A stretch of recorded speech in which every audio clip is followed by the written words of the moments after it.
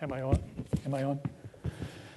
So I'm going to be taking a bit different tact. And this is my title of my paper is something of a pun: measuring to make a difference. It's about the process of measurement and trying to make a difference in what we can say.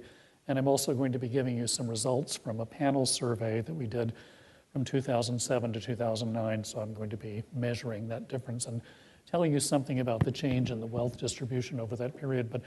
But I'm going to focus more on the measurement issues because I think this is something that we don't really talk about a lot in fora where we talk about economics, and I think this is something so fundamental to us as a science to build an empirical basis for what we talk about. So I need to say before I begin that any opinions that I express are my own and don't necessarily reflect the views of the Federal Reserve Board, so I certainly won't be talking about the role of our government in the financial crisis, though we can talk about that later. Really, everything that I know, I've learned from listening to other people, and I'd like to take the time to thank a lot more people in this, but I have a lot of slides to get through, so I do want to thank you for being here, and I want to thank Martin for inviting me to be here, and I'll go on with my talk. So I'm going to say a little bit about history. I've got this concept of what I call the emergency room I want to talk to you about, and surveys as a kind of engine for communication, about how we measure things to make progress, and then I'm going to try to tell you a little bit about what I've seen in the wealth distribution in the U.S. So first of all, to pretend to be a science, we need to be able to measure things and really accept that all measurement is some degree of approximation to the world around us. In the so-called hard sciences, there seems to be a more stability of underlying processes than what we see in economics, where behavior can actually drive can change the structure of the things that we're trying to observe. So we need to try to build that in.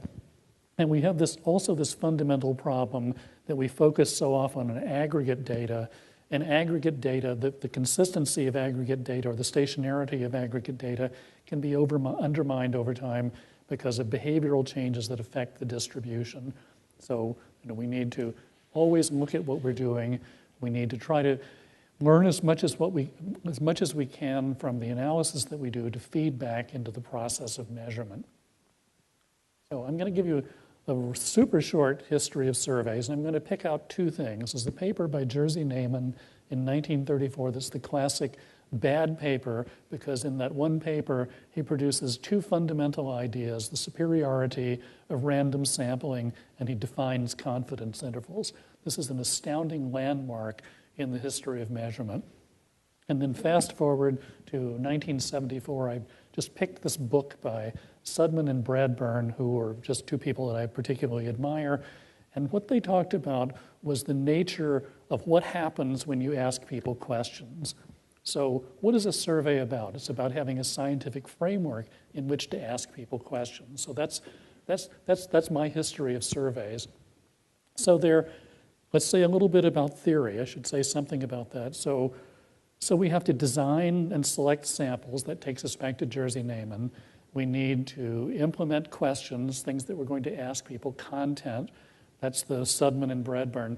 And then there's this execution process. I'll put that in abeyance because typically what we do is we pretend that we go through this scientific exercise, and it's as if we just shake up the population and we draw balls from an urn, and this is just a realization of a very complicated Monte Carlo process, and all of the science carries through. Well, in fact, reality is a complex collision. It's not an engineering problem when you're going out and collecting data from individuals. There's human behavior involved. There's a whole question of incentives and the degree to which people can actually know things. There are all kinds of issues of trust. There's even the very meaning of language. Language itself can be highly ambiguous no matter what we do to try to define the things that we ask people. So my particular focus has been the survey of consumer finances. This is the stone against which my career has been ground, and facing the kind of terrible problems that we've seen in this survey. It collects wealth data. We've been collecting wealth data for a very long time now. A sensitive topic. It's really long. It's difficult for people. Many people don't find it particularly interesting because they don't really even understand their own finances. There are people who are very hard to reach. Wealthy people aren't particularly eager to have someone come in and spend their very valuable time asking them questions about their wealth. It's a very heavy demand on the people that we put in the position of going out to collect data. There are non-response issues, there are missing data issues, there are data quality problems. And in the early days, people said this was simply impossible to do. Well, it could be impossible to do if you just accept that, but it's not really necessary to accept that. But the problem is we wind up in what I call the emergency room. And I want to say something kind of provocative here, because I think we need to change the point of view that we bring to bear on data collection. In my view, fundamentally, everything that we do once we've collected data, other than the miscellaneous things we do to try to put it into a form that's easier for people to use or to mask the identity of people who are in the surveys, everything else we do is a concession to failure. We failed in some fundamental way, and we should be focusing more on avoiding failure than on trying to go through the kind of surgical process that we do. This is not to say that it's like the public health problem. You know that there'll always be disease, but you can do things to prevent disease if you think about it in advance. We have to struggle to do these emergency things, but it is because we've failed. One of the problems is that technical problems of this sort tend to attract a lot of intellectual attention. We're intellectuals. We like to think about complicated problems. These are very complicated problems, and it's very easy to get lost in these issues because the solutions are very complicated, or I shouldn't say solutions, the kind of surgery that we perform, these approximations that we make to try to make data useful are very complicated, and they attract attention. So typically the things that people worry about are non-response bias. As you go out and you do a survey, you've got to figure out, is there bias in the set of people who are responding? There are imputation issues that we worry about, and there's data editing, because people can give strange answers, and it can often require a lot of very close attention from very smart people just to try to figure out what's going on there. And editing can uncover big problems. I won't explain to you what that's about because I don't have time, but very fundamental errors can be uncovered that have huge effects on the distributions that we wind up measuring at the other end. And I'll say something about editing because I think this goes to the heart of what happens in surveys. What editing most often shows is that there's some fundamental communication problem. The person we're asking the question didn't understand, the interviewer didn't really understand, or didn't understand and follow the instructions. The question wording may be ambiguous from the point of view of the person. There may be some conceptual drift that's occurred, and the situation just may be too complicated for either the respondent or the interviewer to cope with. It's a big communication problem. About 10 years ago, I organized a session at the American Statistical Association meetings where I had asked Donald Rubin, who is one of the great figures in imputation, to speak, along with Jim Heckman, who was unfortunately not able to attend, but he sent Arnold Zellner, who was a great Bayesian econometrician who passed away a few years ago, to take his place. And I didn't really know what to expect. The session was supposed to be about the uses of multiply imputed data by economists and the effects that this might have on the kinds of models that we estimate. And Zellner threw what I think is exactly the right bucket of cold water. He raised this issue of failure. He said, don't spend the time trying to repair things. You have to repair things. Take that into account, but focus your greatest energy on getting it right to start with. Pay attention to the errors and track them back to their sources. Skip that. Surveys are really a kind of, as I say here, an elaborately mediated conversation. It's people who have a desire to know something, and there are people at the other end who have answers that they potentially might be able to give you. To the extent that we can get people to have a common understanding, to ultimately have the respondent and the analyst thinking the same thing, we're going to be able to get somewhere. So part of the problem is, a big part of the problem, I think, is that people don't always mean the same thing. We, as analysts, we think we know what we mean. Interviewers are the only ones who are sitting in an interview. They know exactly what happens, and they have the potential, at least, to take a respondent who's not understanding a question, who's taking wording in a different way, who has a different conceptual framework, and reframing that information for them. But they can only do that if they understand. And they're only going to be able to understand if the people who are teaching them and the people who are guiding them as they do their work can help them to understand. And it turns out that there's the most painful fact that I've discovered is that there's a broken chain of communication. So in our most recent survey, against great kicking and screaming on both the part of the people who work for me and our contractor, NORC, at the University of Chicago, I forced everyone to start looking at the same data. So the people who worked for me said, no, we're the smart people. We understand the data. We can't entrust looking at this information to anyone who doesn't have a PhD in economics. And the people on the other end said, well, I don't know, maybe we shouldn't be doing this. Is it the right thing to do? What do we know to be able to look at data? And lo and behold, what we find is that now we assigned particular tasks to the people who are collecting the data so that the people who are collecting the data wind up looking at the data the way we do. And what we find is suddenly everyone is looking at the same thing. We're talking about the same thing. We're more effectively able to more effectively communicate what it is we're actually trying to do with the interviewers, which means we're more likely to reach the respondent. So this is an example of how I think communication can reshape what we do. I mean, there are clearly other things that we can do to try to avoid being in the emergency room. And there's a very big movement now in survey methodology to use so-called paradata or process data, information that's collected in the process of doing interviews. And this is another way of understanding and controlling what's going on. And I have a really simple example here. This is from a survey. I forgot to put the date on it, but I think this is from our 2004 survey. And this red dotted line here is cases that were our area probability cases, so just part of our sample. I won't go into details, but these are the cases that were completed, and by the week of first contact, and these are the cases that were not completed. So, and this holds up for most of our sample. No one had ever looked at this data before.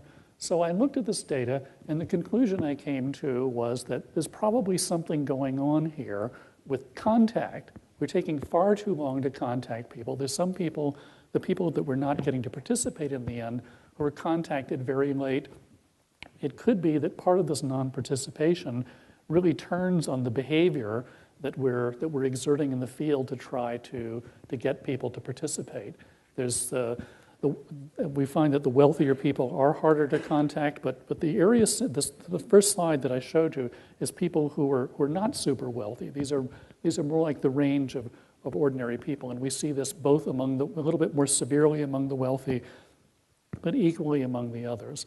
So what this drove me to do was design a more structured protocol, because you can't even really understand the data that are collected on process, because what's underlying this is a decision that's made by someone either to try to do something or not to do something, and there's no information recorded about that.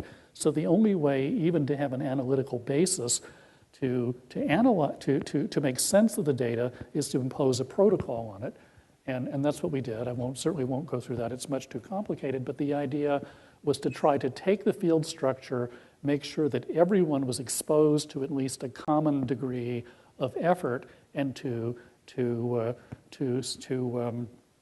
have a strategy of escalation, so that ultimately everyone could be reached.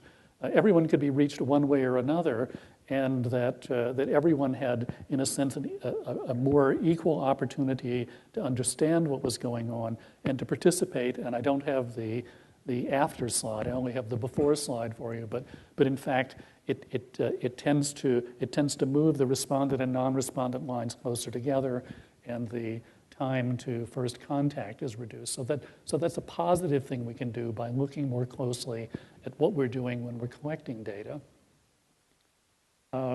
Really, the idea is to try to, in effective surveys, I think, turn on getting people to come together, preparing really closely, doing everything that we can to understand things in a common way so that everyone is actually pushing toward the same goal and not, I don't know, those of you who've experienced this coupled mass problem in high school physics classes, what happens if you're tuning things at the wrong frequency? You get a mess and things are banging into each other. That isn't what we want. We want something harmonious where everyone is on the same page. And I love European religious iconography because it produces such beautiful examples of this where we say in modern language being on the same page.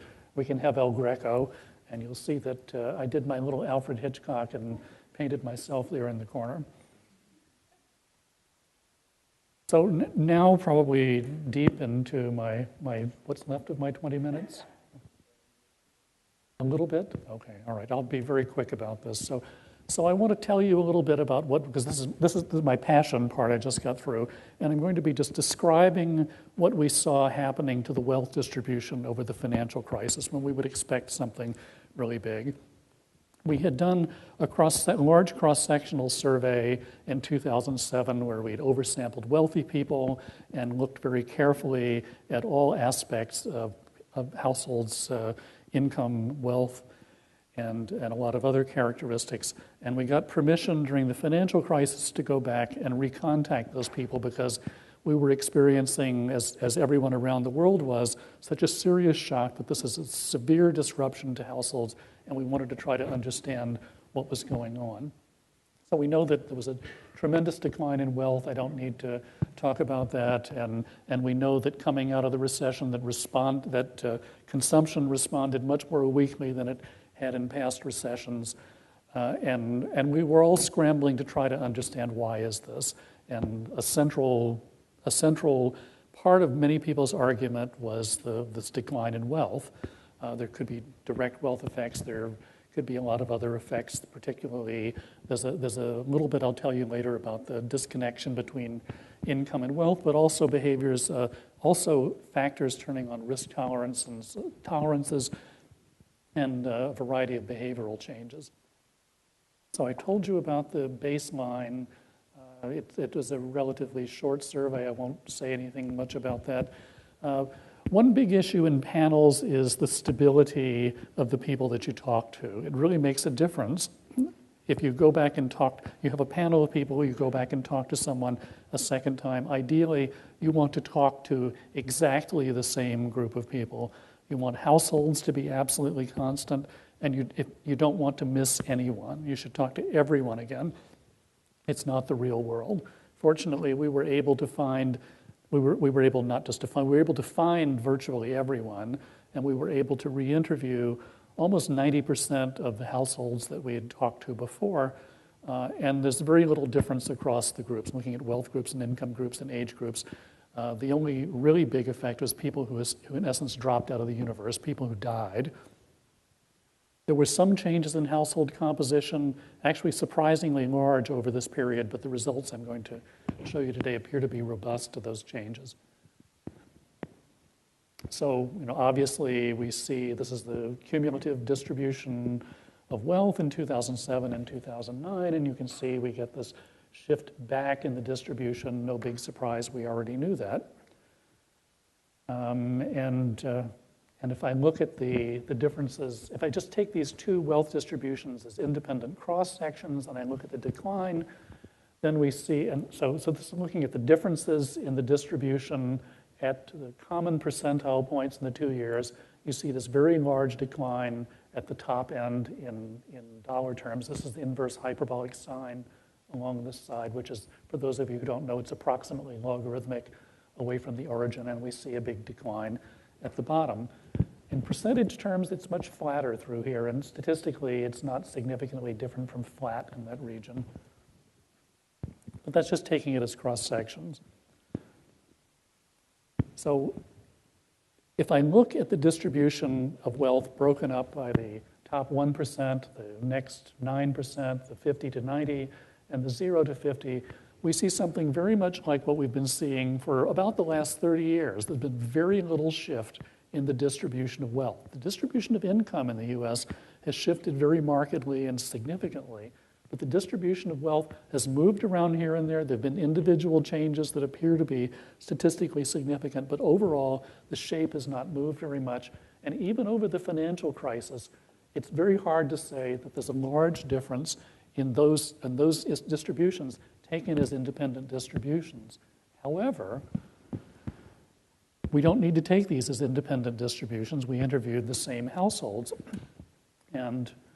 And what we see is a bimodal distribution. And this is one of the most interesting things about this panel to me, that we talk about the wealth decline over the financial crisis as if it affected everyone uniformly, but this is not true. I mean, one thing people say about America is that one person's disaster is somebody else's opportunity, and we certainly see that in the data. There was a large group of people, the predominant group of people, 63% of people, of households had losses, but almost 39% of households had gains. These were people who started up business. Probably some of these people were in the business of debt collection. Among the losers were people who were home builders, people who were in real estate-based activities, people who were investment brokers, and really talking about these two groups as one group is not doing a service to either one of them, because the average of these two is very different from the experience of either of them. So there's heterogeneity even over that period that winds up being important. So if I take these data and I arrange households by their 2007 wealth group, instead of looking at these as independent distributions, there we see much larger changes. And one of the things I think is most interesting, but really shouldn't be so surprising, is this purple bar is the percentage of losses that were experienced by groups. Nearly half of the losses in net worth were experienced by the wealthiest 1% of households. Well, they had 1/3 of the wealth, about one of 30, 33, I forget. I usually say about 1/3 of the wealth, it's something in that vicinity. But they had half of the losses in wealth, that baseline group.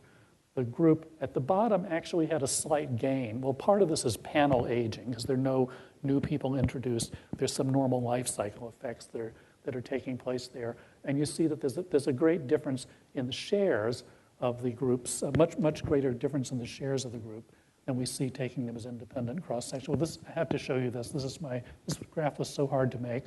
This is the joint distribution of net worth normalized to percentiles. It's a copula distribution for those of you who know about such things. And so you can see it's you can see it from two angles. So that's my pretty picture. I'll skip over this. This is the Forbes population over the same period. The wealthiest 400 people in the US. 61 people disappeared in 2009. Not very many of them died. Most of those were people who fell off the edge. So even among this very wealthy group, this is plotting the rank in 2007 against the rank in 2009. Even there, you see a huge amount of variability, and you see gainers and losers. So it's very broadly distributed across the population. So I think I'm probably out of time, but I am out of time?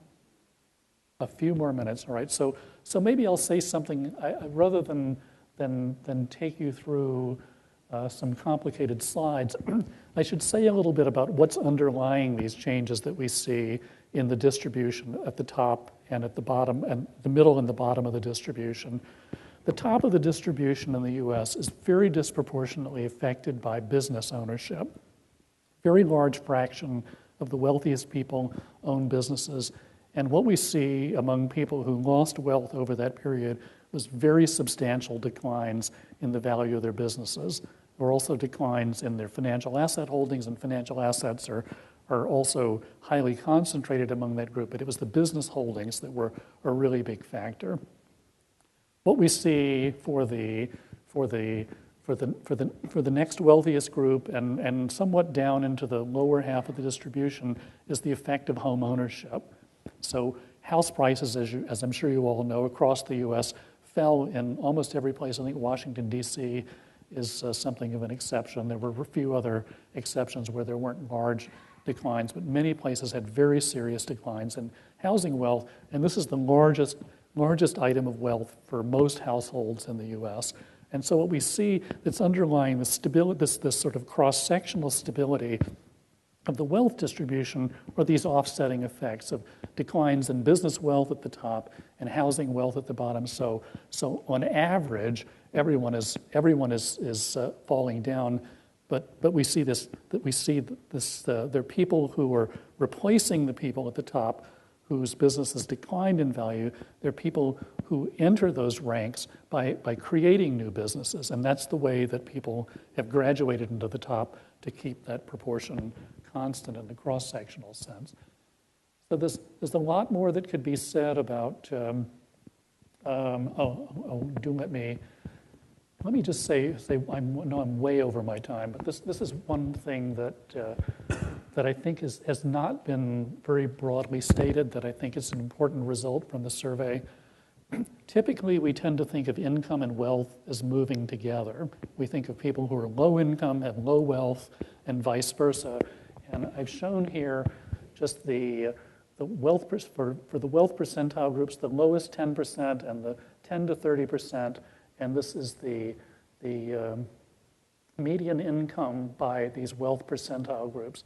And you see that I could go back to much earlier surveys, but you see that the lowest wealth group here in 2001 had 19% had $19,000 of income, and the next wealthiest group had almost $29,000 of income, and we see a similar sort of pattern here. But what happened in the financial crisis is that we see a reversal. So we see here that it's the people who are in the lowest wealth group who have higher income.